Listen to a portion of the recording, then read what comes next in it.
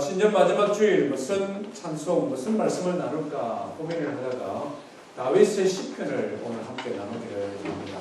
시편 144편인데요. 다윗이 자기의 전 생애를 돌아보며 지었던 시편이라고 생각되어집니다. 물론 오늘 우리는 전 생애를 돌아보며 짓는 그런 예배는 아닙니다만은 다윗이 자기의 평생을 돌아보며 하나님 앞에 드렸던 감사와 찬송과 기도를 보면서 우리가 2019년을 어떻게 마무리를 할까 이런 생각을 한번 해봤으면 좋겠습니다. 시편 144편을 읽어볼 텐데요. 전체적인 흐르는 정서는 하나님 앞에 드리는 찬송과 감사입니다. 특별히 144편 9절에 보면 하나님이여 내가 새 노래로 주께 찬송하고 열둘 비파로 주를 찬양하나이다 이렇게 말씀을 하고 있습니다. 하나님을 찬송하는데 새 노래로 찬송하고 비파, 악기를 들어 찬양하겠다. 다윗이 자기의 인생을 돌아보며 하나님을 찬양할 주제가 무엇이었까? 무엇 때문에 이렇게 다윗은 하나님을 찬송하고 감사할까? 그것을 우리가 함께 생각해 보기를 합니다. 하나님 말씀은 시편 144편인데요. 1절부터 15절까지 우리 교독해 보겠습니다. 1절입니다. 나의 반석이신 여호와를 찬송하리로다. 그가 내 손을 가르쳐 싸우게 하시며 손가락을 가르쳐 전쟁하게 하시는도다. 여호와는 나의 사랑이시오 나의 요새이시오 나의 산성이시오 나를 던지시는 이시오 나의 방패이시니 내가 그에게 대하였고 그가 내 백성을 내게 복종하게 하시나이다. 여호와여 사람이 무엇이기에 주께서 그를 알아주시며 인생이 무엇이기에 그를 생각하시나이까. 사람은 먹고 가고 그의 날은 지나가는 그리라 같으니라. 여호와여 주의 하늘을 들이우고 강림하시며 산들에 접촉하사 연기를 내게 하소서. 번개를 멈추사 온수를 붙이시며 주의 화살에서와 그들을 붙이소서. 위에서부터 주의 손을 펴사 나를 큰 물과 이방인의 손에서 구하여 건지소서. 그의 입은 거짓을 하며 그의 오른손은 거짓의 오른손이니라. 하나님이여 내가 주께 새 노래로 노래하며 열줄 비파로 주를 찬양하리이다.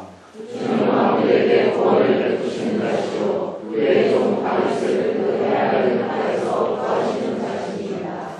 이방인의 손에서 나를 구하여 건지소서. 그들의 입은 거짓을 말하며 그 오른손은 거짓의 오른손이니이다.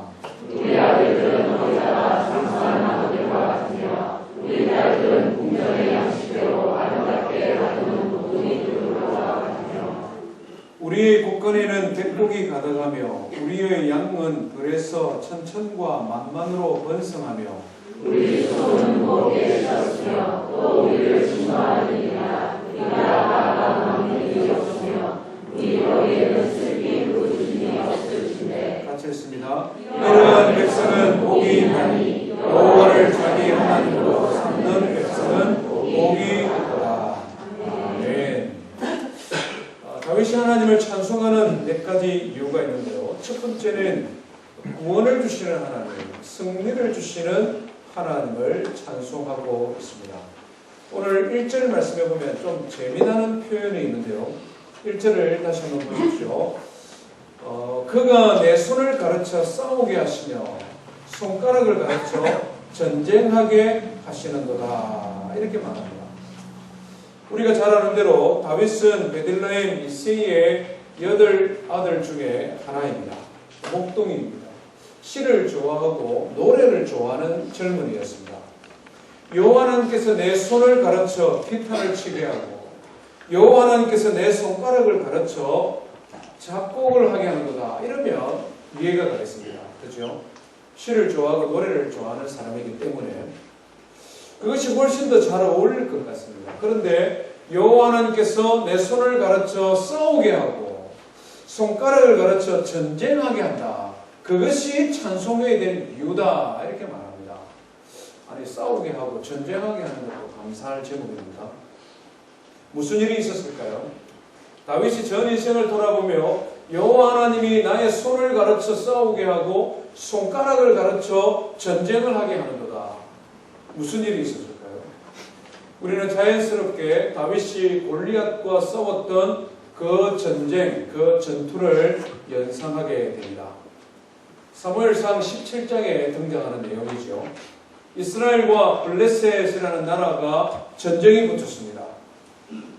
당시는 오늘 시대처럼 정규군이 없고 나라가 전쟁이 생기면 예비군처럼 그냥 농사 짓고 있다가 전쟁터로 다 갑니다.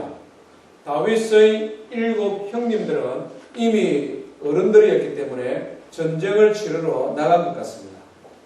그는 집에서 아버지를 도와서 양을 돌보다가 아버지가 심부름을 시켰습니다. 형들이 전쟁터에 나가 고생하고 있으니 먹을 양식을 좀 갖다 주어라. 아버지의 말씀에 순종해서 전쟁터를 갔더니 그 전쟁터의 양상이 좀 이상했습니다. 이 블레셋이라는 나라의 장군이 하나 있는데 키가 2m 50이 넘습니다. 거대한 거인이죠. 그가 들고 있는 이 창, 오늘 이 시대의 무게로 이렇게 환산을 해보면 창 하나의 무게가 한 15kg 정도 됩니다. 그리고 그의 앞에는 사람들이 이 장군을 호위하기 위해 방패를 들고 몇몇 사람이 서 있는데 멀리서 보면 마치 탱크가 하나 서 있는 것 같습니다. 그런데 이 사람이 40일 동안 욕을 하는 거예요.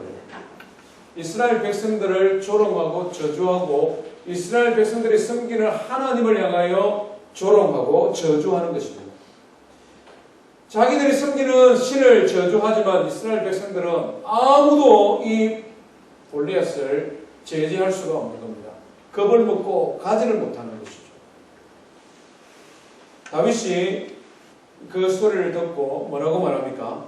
사무엘상 17장 26절에 보니까 이 할례받지 못한 블레셋 사람이 누구기에 감히 살아계신 하나님을 저주하느냐. 너무 기분이 나쁜 거예요. 아니 지도 뭔데 지금 하나님을 저주하는 거야. 그러면서 자기가 이 골리앗과 싸우겠다 말을 했습니다. 옆에 있던 형들이 뭐라고 말합니까? 이 녀석이 이거 집에 있을 때도 말썽 부르더니 여기가 지금 뭐 장난칠 놀이터야. 지금 전쟁이 장난이야. 조용히 하고 형들이 뭐라 합니다. 성경에 보니까 그대로는 기록 안 했는데 그런 말을 했어요. 내가 집에 있을 때도 집에서도 말썽을 부리더니 이 전쟁터에서 지금 내가 지금 장난치는 줄 알아. 형들이 뭐라고 말합니다.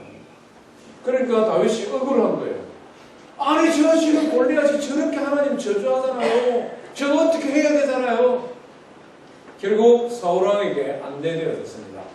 그리고 그 뒤에 일어난 일들은 우리가 들어서 알고 있죠. 다윗은 자기가 사용했던 물맷돌, 이 물맷돌을 들어 그것으로 골리앗의 약점, 온몸을 무장을 하고 있는데 이 빈 곳, 말하자면 이 눈과 이마 사이에 있는 이 급소, 하필이면 이 물맷돌이 그 급소를 치고 골리앗을 넘어지고 그를 죽이고 마침내 이스라엘이 승리하게 되는 장면입니다. 아마 다윗은 지금 그때 그 순간을 생각하면서 이 시를 짓는 것 같아요. 우리가 짐작하기에 다윗은 한 번도 사람을 죽여본 적이 없는 사람이었습니다. 그는 아직 어린 10대 초반의 어린아이다. 막대기를 들고 기타를 치고 노래를 부르기를 좋아했던 다윗인데 한 번도 칼을 들고 전쟁을 치러본 경험도 없고 사람을 죽여본 경험도 없는 그가 어떻게 골리앗을 죽일 마음을 가졌겠습니까? 어떻게 그가 골리앗을 향하여 달려갈 수 있었을까? 어떻게 골리앗을 향하여 전진하며 너는 칼과 창과 단창의 힘을 믿고 나오지만 나는 여호와 하나님의 이름을 믿고 너에게 달려간다라고 뛰어갈 수 있었을까? 그 비밀이 오늘 이 시편에 기록되어져 있다는 것입니다. 하나님께서 그의 손을 움직였다 하는 것입니다. 하나님께서 그의 손가락을 움직였다는 것이죠. 한 번도 칼을 잡고 싸워본 적이 없는 그의 마음을 하나님께서 충동시키신 것이죠. 그러니 그가 물맷돌을 들고 달려가 승리할 수 있었다는 것입니다. 다윗이 싸운 것이 아니요 하나님이 싸운 것이고, 다윗이 골리앗을 죽인 것이 아니라 하나님께서 골리앗을 죽였다는 것입니다. 그래서 그것을 생각하니 하나님 앞에 찬송하지 않을 수 없다. 2절 말씀을 보십시오. 여호와는 나의 사랑이요 나의 요새요 나의 산성이요 나를 건지시는 이시요 나의 방패이시니 내가 하나님을 찬송하지 않을 수 없다. 다윗이 고백했던 이 하나님이 저 우리 모든 성도의 하나님이 되기를 주의 이름으로 축원드립니다. 2019년을 한번 돌아보십시오. 대단한 성취를 경험한 성도님들도 있을 것입니다.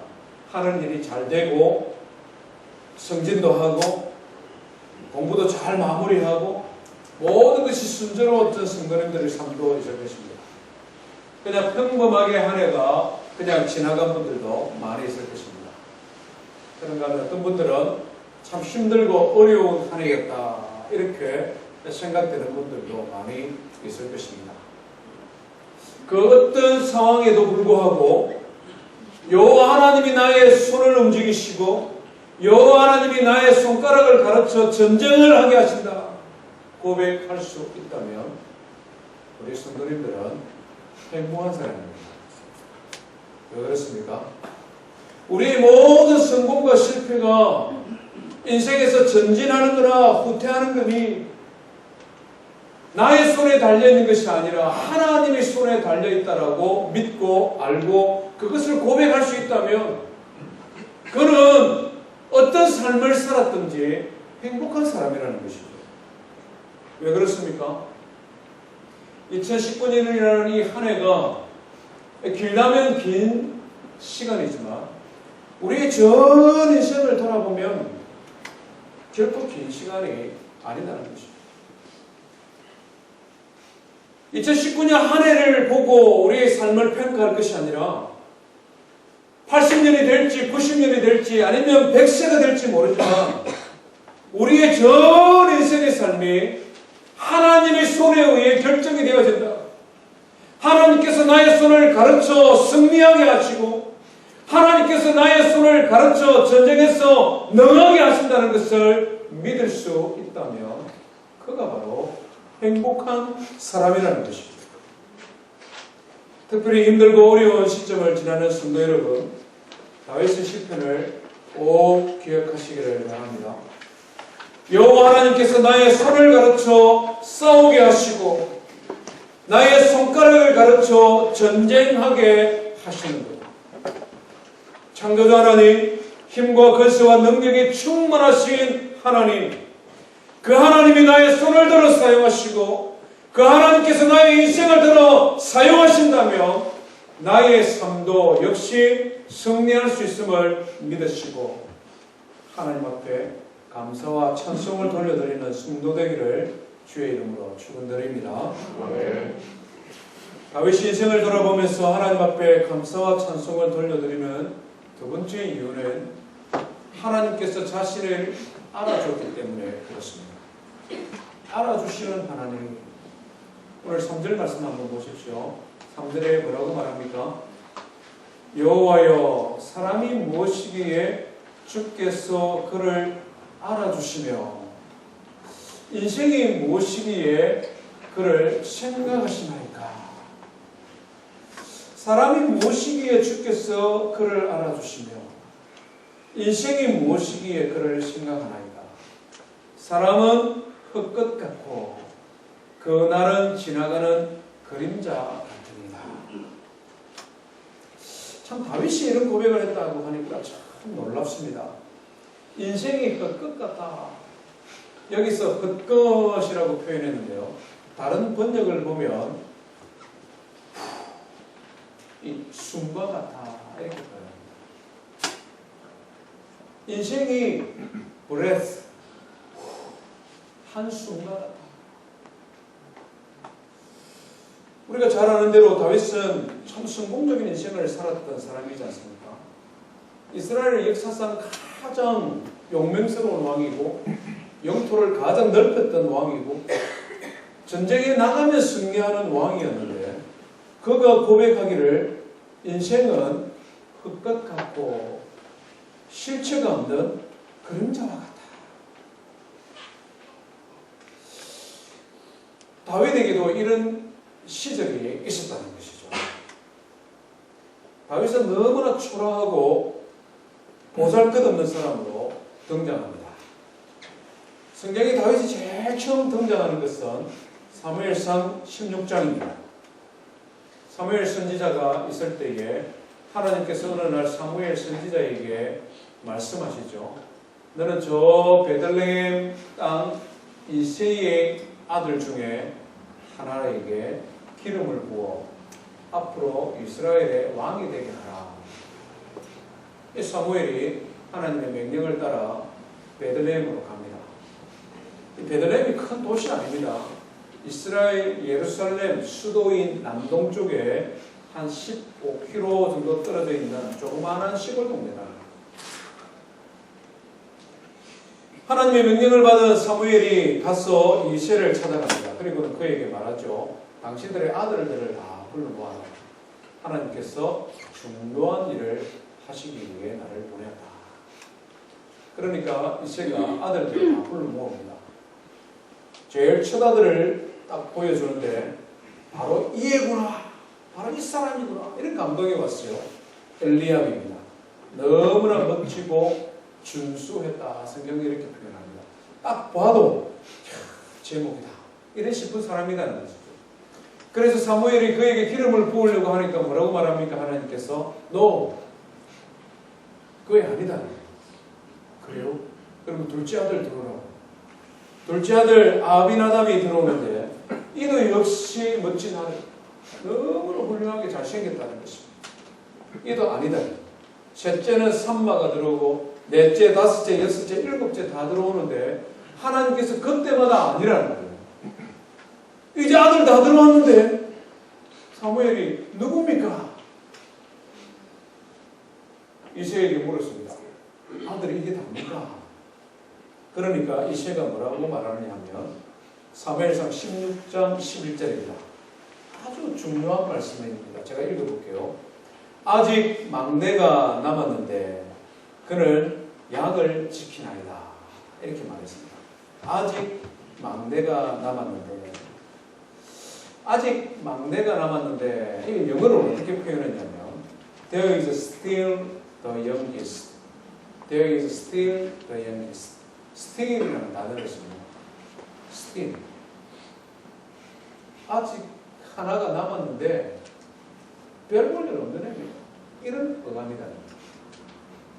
아주 중요한 일을 위해 아들을 다 불러 모았는데 별 중요하지 않은 애가 하나 있는데 그 애는 지금 들판에서 양치고 있습니다. 완전히 무시당하는 아들. 평상시에도 이새가 다윗을 좀 무시했던 것 같습니다. 아버지가 자식을 무시하면 이 자식이 어디 가서 대접을 받겠습니까? 형들도 무시하는 거죠. 집안 식구들이 자식을 무시하면 동네 사람들이 인정해 주겠습니까? 집안에도 인정을 못 받는데 동네에서 무슨 인정을 받겠습니까? 다윗이 지은 시편이 많은데 시편 27편 10절에 보면 다윗이 이렇게 말합니다. 내 부모는 나를 버렸으나 여호와는 나를 영접하시리라. 아마 어린 시절을 생각한 것 같아요. 여호와는 나를 버렸으나 내 부모는 나를 버렸으나 여호와는 나를 영접하시리라. 다윗의 어린 시절이 그랬다는 거예요. 부모에게도 인정받지 못하고 형제들에도 인정받지 못하고 아무도 그를 인정해주는 사람이 없다.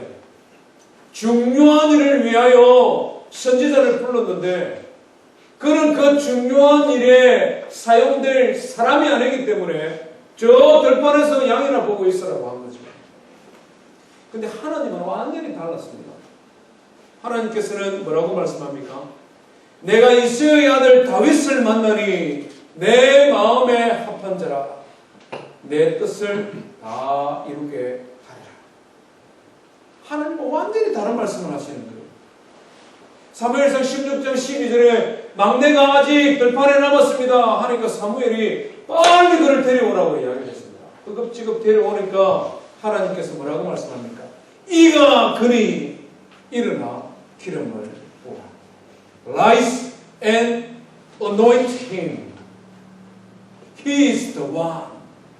He is the one. 이가 그다. 하나님께서 말씀합니다. 이가 바로 그 사람이니 그에게 기름을 부어라. 참으로 놀라운 말씀이 아닐 수 없습니다. 그가 뭔가 지금 대단한 일을 한 상태가 아니라는 거예요. 그는 10대 초반의 어린아이입니다. 아버지의 기대를 받지 못했어요. 형들에게 무시를 당했습니다. 골리앗을 죽이기 전이라는 것이죠. 그가 어떤 두각을 전혀 나타내지 않은 시점입니다. 그런데 하나님께서 The One! 그가 바로 그다. 내가 그를 만나니 나의 마음이 너무 흡족하다. 그에게 기름을 부어. 아무 인정을 받주는 사람이 없으니 들판에서 양들을 돌보면서 그가 좋아하는 취미를 따라 노래를 부르며 하나님을 찬양하며 하나님 앞에 늘 대화하며 살았던 것 같습니다. 상대가 없으니까, 알아주는 사람이 없으니까. 그래서 그냥 하나님을 찬양하고 하나님을 노래를 불렀던 것 같아요. 하나님께서 그를 생각하시고 그를 인정해 주셨다. 이 말씀입니다. 다윗이 겸손하게 하나님을 찬송하고 하나님을 인정했기 때문에 하나님께서 그에게 은혜를 베풀어 주신 것만은 아닙니다. 심지어는 그가 실패하고 좌절하고 그가 하나님 앞에 범죄했을 때에도 하나님께서 그를 인정해 주셨고 그를 생각해 주셨습니다. 다윗 인생의 가장 큰 실패가 언제입니까? 가장 큰 실수가 언제였습니까? 바세바 사건입니다. 하나님께서 그를 왕으로 삼아주시고 도와주셔서 강한 나라를 이루었을 때에 그에게 게으름이 찾아오고 나태가 찾아왔습니다. 악한 마귀가 그의 마음에 정욕을 일으키고 유혹을 하게 되죠. 군인들이 전쟁을 하고 나간 사이에 낮잠을 자고 일어나 목욕하는 여인을 보고 욕심이 생겼습니다. 저 여인을 내 것으로 만들어야 되겠다. 알고 보니 결혼한 여인이었고 충성스러운 신하 우리아의 아내였습니다. 욕심이 들어가니 실족하게 되는데 거짓말을 하게 되고 살인 조사를 해서 우리아를 죽여버리고 아무도 그에게 대하여 그런 일들을 하지 못하도록 조사를 하지 못하도록 왕의 권력을 가지고 눌러버립니다. 오늘 우리 식으로 표현하면 사법 방해죠. 탄핵받아야 마땅한데 그렇게 죄를 지었습니다. 놀라운 것은 그 뒤로 이어지는 사건입니다. 하나님께서 그와 같은 다윗을 그냥 내쳐버리지 아니하시고 나단 선지자를 보내어 기회를 주죠. 나단에게 이야기를 합니다. 다윗의 죄를 지적하고 그를 꾸짖으라. 막강한 권력을 가진 왕이지만 나단 선지자는 하나님의 명령을 따라 그의 죄를 지적합니다. 당신이 바로 그 도적입니다.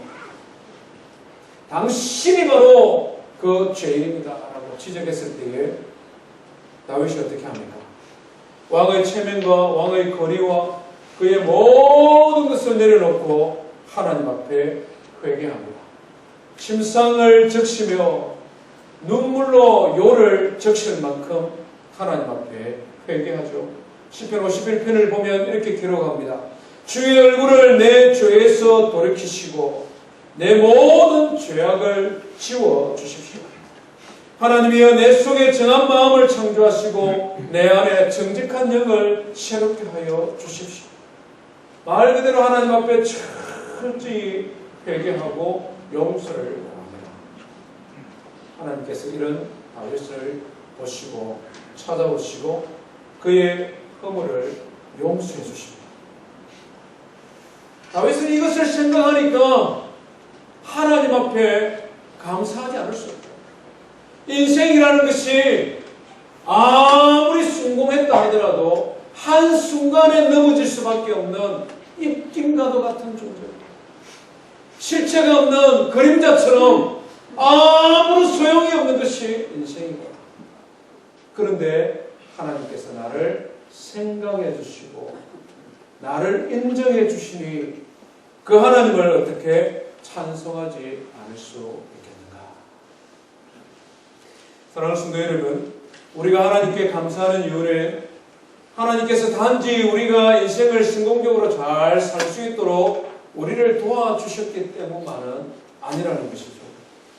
보잘것없는 인생, 아무도 기억해주는 사람 없는 인생, 뭔가 두각을 나타나기 이전에 하나님께서는 이미 우리를 생각하시고 우리를 기억하시고 우리를 당신의 자녀 삼아주셨습니다. 우리를 믿음의 가정에 태어나게 하시고 예수 그리스도를 믿게 하시고 하나님을 아버지라 부를 수 있는 하나님의 자녀로 하나님께서 우리를 불러주신 것, 그것 자체가 하나님 앞에 드린 우리의 감사라는 것이죠. 우리가 인생을 성공했을 때뿐만 아니라 실패했을 때, 대단한 성취를 이뤘을 때뿐만 아니라 하나님 앞에 범죄하고 타락하고 그래서 사람들의 눈에 나고 그래서 조롱받을 그때에도 하나님께서는 우리를 잊어버리지 아니하시고 우리를 기억하시고 우리를 생각하는 분이시라는 것이죠.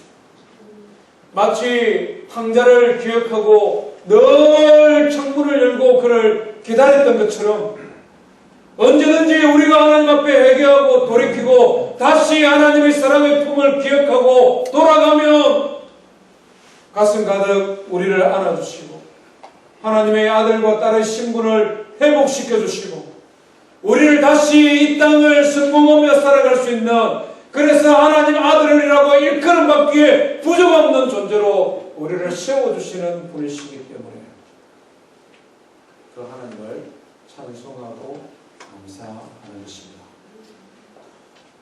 우리의 삶이 지나간 2019년이 그리 성공하지 못했다 하더라도 우리의 삶을 지켜주시고 주님 안에 우리를 품어주신 그 하나님의 사랑을 기억하며 감사하는 성도 되기를 바랍니다. 마지막으로 다윗이 하나님 앞에 드리는 찬송은 하나님께서 베풀어 주신 크고 놀라운 여러 가지 은혜들입니다. 지금까지는 이 화자가 내가 되었다가 우리가 되었다가 왔다 갔다 하는데 이 부분에서는 우리라는 단어를 계속 반복해서 사용하면서 이스라엘 공동체 전체를 향한 감사를 표현하고 있습니다. 12절부터 15절 말씀인데요. 정말 좋아하고 늘 사모하는 말씀 중에 한 구절입니다. 우리 한번 같이 읽어보겠습니다. 다윗이 하나님 앞에 감사하는 내용들, 우리라는 단어를 주목하면서 우리 한 목소리를 같이 읽어봅니다. 시작. 우리 아들들은 어리다가 장성한 나무들과 같으며 우리 딸들은 중전의 양식대로 아름답게 다듬은 원통이 돌들과 같으며 우리의 곡간에는 백곡이 가득하며 우리의 양들은 별에서 천천과 만만으로 번성하며 우리 수소는 무겁게 실었으며 또 우리를 진노하는 일이나 우리가 나아가 없는 일이 없으며 우리 거리에는 슬피 부르짖음이 없을진데 이러한 백성은 복이 있나니 여호와를 자기 하나님으로 삼는 백성은 복이 있도다. 아멘. 먼저 우리 자녀들을 위한 감사요 하나님 앞에 드리는 공동체적인 기도라고 볼 수 있습니다. 우리 아들들은 어리다가 장성한 나무들과 같으며, 이 표현이 아주 어릴 때 연약한 아들이 성장하여 장성한 나무, 든든하잖아요. 보기만 해도 대들보 같잖아요. 아주 유용한 아들이 되었다 이렇게 표현할 수도 있습니다. 근데 원어적인 의미는 조금 더 다른데요. 원문은 더 강한 어조입니다. 우리 아들들은 어릴 때부터 이미 강하고 중요한 인물이었다. 이런 표현입니다. 하나님께서 믿음의 가정에 복을 주시니까 자녀들이 자라는데, 자녀들이 어려서부터 건강하고 지혜롭고 모든 사람들의 관심을 받을 만한, 기대를 받을 만한 제목으로 자랐습니다. 이 말입니다. 다른 말로 하면 우리의 자녀들은, 우리의 아들들은 어려서부터 건강하고 지혜롭고 총명하여 다음 세대에 하나님 앞에 쓰임받을 제목으로 자라가기를 소망합니다. 이 말이죠. 딸들에 대한 것도 역시 마찬가지죠. 예나 지금이나 왕이 사는 곳, 대통령이 사는 곳은 가장 아름다운 건축물을 세우기 마련입니다. 궁중의 양식대로 아름답다. 우리 딸들이 그래 아름답다는 것이죠. 아름다운 것으로 끝나는 것이 아니라 모퉁이들 같아서 이렇게 표현합니다. 모퉁이들 같아. 건축물을 지었는데 아름다울 뿐만 아니라 그 역할이 뭡니까? 모퉁이돌이 가로 세로를 연결시켜주는, 무게의 중심을 잡아주는, 그 건축물이 넘어지지 않도록 견고하게 붙들고 있는 것이 모퉁이돌이지 않습니까? 우리의 딸들이 아름다울 뿐만 아니라 궁중의 모퉁이돌처럼 훌륭한 사람으로 자라났다 이 말이죠. 자식들을 향한 축복에 이보다 더 강한 축복 있을 수 없습니다. 이보다 더 멋진 표현이 있을 수 없다. 가장 존귀한 자가 살아가는 왕궁의 아름다운 건축물처럼 나의 딸들이 아름답고, 그 안에서 움직이는 많은 중요한 일들이 이루어지는데 그 일의 모퉁이들처럼 꼭 훌륭한 자로 우리의 자녀들이 자랐다 하는 것이죠. 두 번째는 물질의 복입니다. 13절과 14절 초반입니다. 우리의 곳간에는 백곡이 가득하며, 우리의 양은 들판에서 방목을 시켰는데 자연적으로 번성을 하는데 천천과 만만으로 번성한다. 1000 곱하기 1000이 얼마입니까? 1억입니까? 만 곱하기 만은 얼마입니까? 잘 모르겠습니다. 키가 급수적으로 늘어난다 이 말이야. 우리 곳간에는 백곡이 가득하다. 단순히 농사 잘 지으면 이렇게 됩니까? 아닙니다. 단순히 땀 흘려 수고하면 이렇게 됩니까? 천만의 말씀. 시골에서 농사 짓는 아버지 보면서 자랐는데요. 농부가 땀 흘려 수고한다고 다 곳간에 백곡이 가득하지 않습니다. 모든 게 갖춰져야 돼요. 종자가 좋아야 됩니다. 계절마다 날씨 일기가 잘 뒷받침되어져야 됩니다. 땀 흘려 농사 지었는데 추수할 때 홍수 나버리면 끝나버린다는 것이죠. 일하는 일꾼들이 지혜롭게 일을 잘해야 됩니다. 곡식을 수확을 해야 되는데 일꾼들이 대충 수확해보면 길바닥에 논바닥에 온통 그냥 벼 이싹 죽는 사람들이 더 많이 죽습니다. 이런 것들이 갖추어져야 된다는 것이죠. 나는 열심히 수고하지만 하나님께서 은혜를 베풀어 주셔서 좋은 일기 주고, 일하는 일꾼들은 성실하고 들판에서 양들을 방목을 시켰는데 일이나 해로운 짐승들이 해치지 아니하여서 천천히나 만만으로 성장할 뿐만 아니라 내가 하는 모든 일들이 무역이 잘 되어서 수소들이 무겁게 실었다. 하나님의 총체적인 축복입니다. 이것만으로도 부족하죠. 14절에는 뭐라고 말합니까? 14절 뒤에는 우리를 침노하는 일이나 전쟁이 일어나지 않는다는 거예요. 우리를 침략하는 적군이나 그 적군을 방비하기 위해 나가서 막는 일이 없으며, 나는 열심히 잘했는데 나라가 망해버리면 무슨 소용이 있습니까? 나는 열심히 무역을 잘했는데 부도 나버리면 무슨 소용이 있습니까? 아무것도 가져올 수 없다는 거죠. 전쟁이 없다는 것입니다.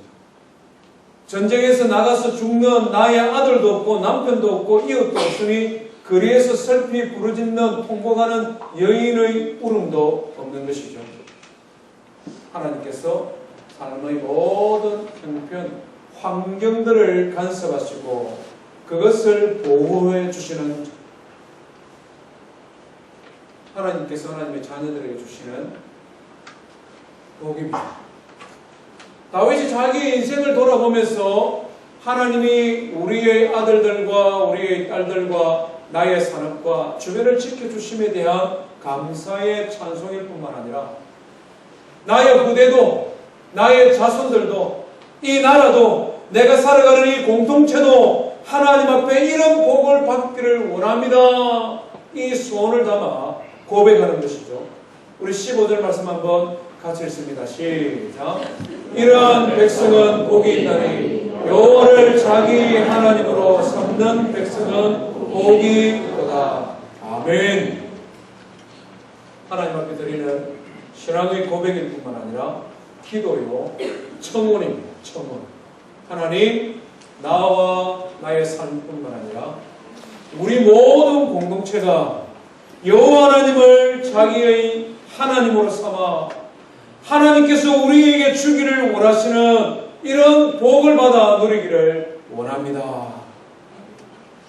사랑하는 성도 여러분, 2019년 마지막 주일 예배를 드리게 되었습니다.